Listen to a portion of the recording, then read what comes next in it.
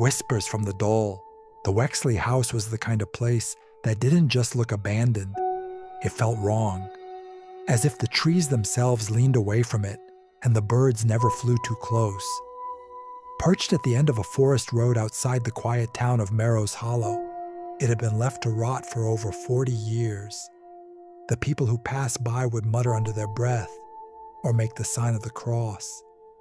Children dared each other to peek through the cracked windows, only to run screaming when shadows shifted inside. No one stayed long. No one should have. But the Holbrook family didn't believe in ghost stories. Martin and Dana Holbrook were young parents with modest savings and high hopes. The Wexley house, with its steep gables and antique charm, was a deal they couldn't resist. When the real estate agent said, "It's a fixer-upper, but solid bones," they heard opportunity. When she added, "It's been vacant since the 70s, they just shrugged. It was only when she quickly changed the subject after mentioning the name Wexley that Dana felt the first flicker of unease. Their daughter, 12-year-old Lila, had said nothing on the drive there. Her wide gray eyes stared out the window, tracing the winding road as it led deeper into the woods. She hadn't wanted to move. She didn't like the idea of leaving her friends, her school, or their small apartment in the city. But she said nothing, not even when the house came into view, looming and silent, with broken shutters and ivy strangling the front porch. "Looks bigger in person," Martin said, trying to sound cheerful. He unlocked the front door with a brass key that turned too easily, as if the house had been waiting. The air inside was cold, musty, and thick with something she couldn't name. Dust floated in sunbeams like ash. The wood floor creaked with every step, and the house groaned softly, like it was trying to wake from a long sleep. Lila wandered alone through the upper floors, her fingers trailing along the cracked wallpaper. Something about the house clung to her skin. It wasn't just old, it was watching. On the second floor, a narrow hallway ended with a locked door. She tried the knob. It was cold to the touch. "What's in there?" she asked her father. He appeared at the top of the stairs, rubbing dust from his hands. "Just a storage room, probably full of junk. We'll get to it later." That night, as the wind howled outside and the trees scratched against her window, Lila couldn't sleep. Her bed was too quiet, the house too loud. She kept thinking about the locked door. She heard a whisper, not words, just breathe, as if someone was standing right over her, exhaling into her ear. She sat up, heart thudding. The room was empty. She pulled the covers over her head and didn't sleep at all.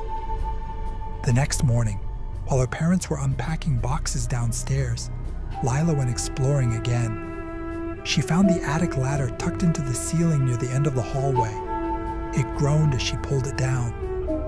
The attic smelled of mothballs and mildew, the air thick with cobwebs.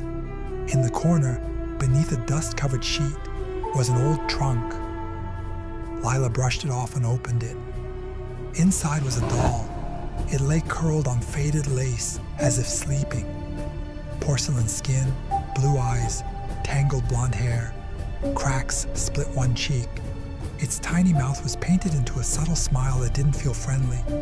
Around its neck hung a yellow tag with smudged handwriting. "Annabelle. She's never alone." Lila should have left it there, but something about the doll pulled at her, a quiet, invisible tether. She picked it up, brushed its hair back, and carried it downstairs. From that day on, Annabelle was always with her. At first, the changes were small. The lights in Lila's room flickered, even though no one else's did. The air turned cold when the doll was nearby. At night, she started talking to Annabelle, whispering secrets, telling her dreams. Her parents assumed it was just a phase, but then Lila started drawing. her sketchbook filled with strange, violent scenes. Children with their eyes sewn shut, a girl hanging from the rafters, a doll standing over a sleeping woman with something sharp in its hand. Dana found the drawings and felt a cold knot form in her chest. "What are these, honey?" she asked one morning. "Annabelle shows them to me," Lila said simply. "They happened a long time ago." Dana and Martin exchanged worried looks. They talked in hushed tones, wondering if the move had unsettled Lila too much. They even considered therapy. But by then, it was already too late. The locked door on the second floor opened on its own one night. Martin, thinking it was the wind, finally decided to see what was inside. It was a nursery. The wallpaper had once been cheerful, teddy bears and stars, but now peeled in long curling strips. A small crib sat under the window, its legs broken. A rocking horse tilted sideways in the corner. Dust covered every surface. Dana stepped inside and shivered. "It's freezing in here." "It's a child's room," Martin said, frowning. "Why was it locked?" On the windowsill sat an old photograph. A little girl, maybe 5 years old, holding the same porcelain doll. Her face was smudged, her eyes wide. Lila stood in the doorway behind them. This was Annabelle's room. "How do you know that?" Dana asked gently. "She told me." That night, Dana had a nightmare. She was standing in the nursery. The crib was full of dolls, all identical to Annabelle. They turned their heads in unison, eyes glittering. A chorus of voices rose, all in Lila's voice. "She never left. She never left. She never left." Dana awoke gasping. Her bedside lamp was flickering, and Lila stood at the door cradling the doll. "She doesn't like you going in her room," Lila said. Then she turned and walked away. The next morning, the pantry floor collapsed. Dana screamed as she fell into darkness, into a hidden room no one knew existed. Martin rushed to help her and found a narrow, windowless chamber under the house. The walls were lined with planks of old wood, each carved with a name. Some were faded, others deep and recent. At the far end stood 6 tiny coffins. Martin called the police. The officers were uneasy. They claimed the room must have been part of an old storm shelter. The coffins? Historical replicas. The names? Probably graffiti. But when Donna took a photo later and zoomed in, one name stood out, scratched with a knife, deep and angry. Lila Holbrook. She didn't show the photo to her daughter. She showed it to Martin, whose hands trembled as he stared at it. They agreed not to panic, but both of them knew something was horribly wrong. And still, Lila played with Annabelle. Still, she whispered to her. Still, she slept beside her every night. The whispers grew louder. Lila stopped eating. Her eyes darkened.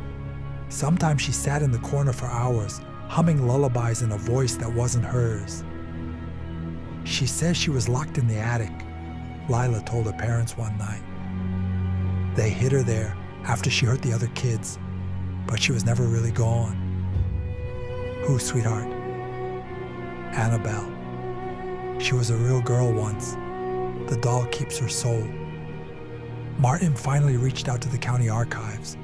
What he found turned his blood to ice. In 1973, a girl named Annabelle Wexley had lived in the house. She was 7 when she murdered her baby brother with a sewing needle and tried to set the house on fire. Her body was never found. Only a doll remained, cracked, bloodied, and sitting in the crib. They said she had been obsessed with it, claimed it talked to her. The house had been abandoned ever since. That night, Lila disappeared. They found her the next morning in the attic, sitting in a circle of salt, the doll in her lap. Her eyes were rolled back. Her lips moved without sound. The circle had been drawn with blood. They rushed her to the hospital. The doctors found no physical explanation. She was catatonic. Lila remained in that state for 3 days, then woke up screaming. "Don't leave me with her. She wants me to stay forever." Dana and Martin moved out the next week. They left everything behind. They never spoke of the house again. But the real estate agent, years later, would smile politely when asked about the Wexley house. "Still vacant," she would say. "Though I do hear someone keeps turning the nursery light on at night." If you enjoyed this video, don't forget to like, share, and subscribe to the channel. It really helps a lot and lets me keep making more interesting content for you. Thanks for the support.